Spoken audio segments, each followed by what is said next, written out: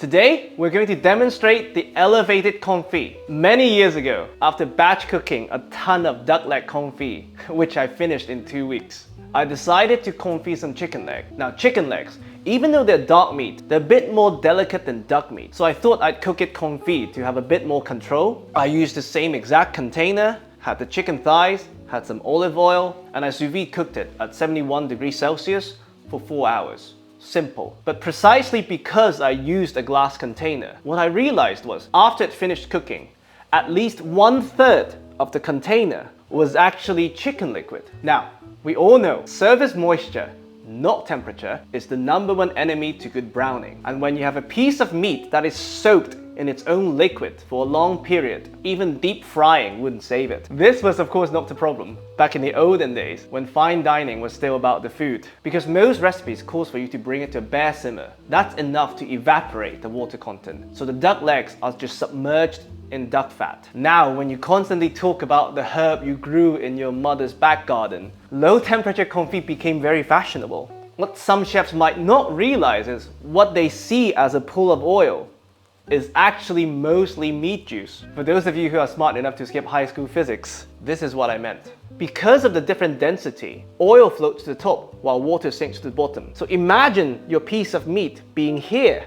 You will never get the Maillard reaction or the browning that you desire. Now, the solution to this, however, is very simple.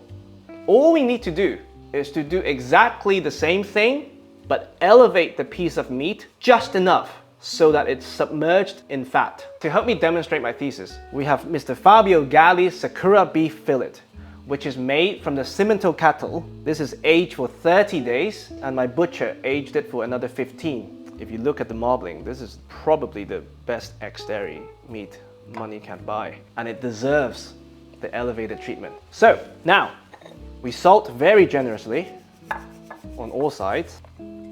I normally don't pepper my steak when I cook it sous vide. For the elevation, we're gonna use some rosemary, because they're sturdy. We try to build at least. A trivet, or a bed. Okay, I think we can safely assume this piece of meat is not going to release more than that much liquid. So, a brick of butter, you can use any fat, goes in, and our beautiful piece of meat goes on top. And by the time the butter melts, I assume it would cover most of the meat.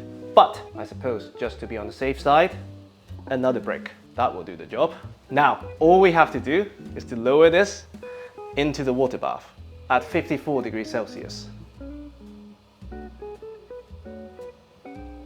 for 40 minutes. And of course, I'll show you a time lapse.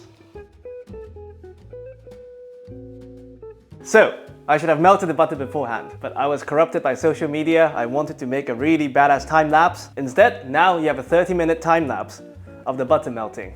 Also, I was so worried after preaching density that the steak would float. That would actually be embarrassing. So, after the beef was fully submerged, it cooked for 45 minutes.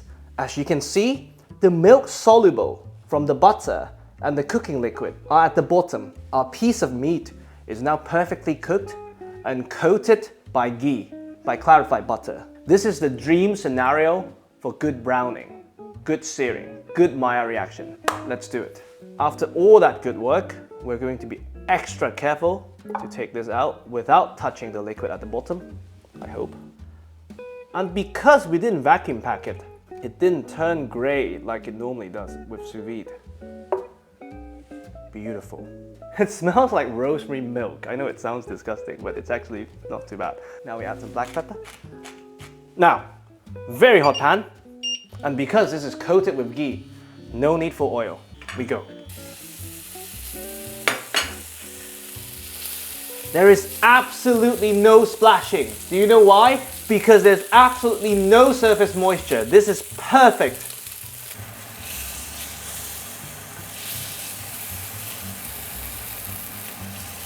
Very quickly on the sides.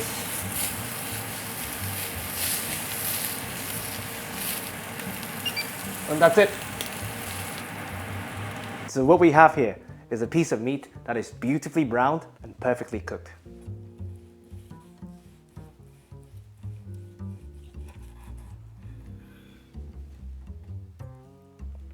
And that is end to end, beautifully medium rare. A bit of molten salt, and it's good to go. Today, we did this experiment with a piece of steak. But now that we know it works, the opportunities are endless. You can now confit your duck breast, not just the leg, at 61 degrees Celsius and not have to worry about surface moisture and browning later. You can basically confit anything, as long as you keep it elevated. This is elevated confit sakura fillet. I really hope you enjoy. Well, now we can have a drink.